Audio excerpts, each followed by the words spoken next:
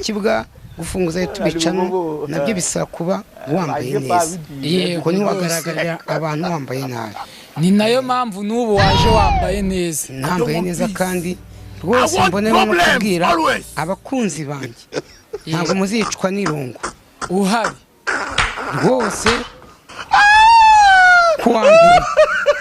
yego zatubashyiraho ikiganiro kuwa kabiri ikiganiro kuwa gatatu ikiganiro kuwa kane abashaka bambaza ibibazo mbibasubize by'ubwenge mbese no gutorera no kugira gute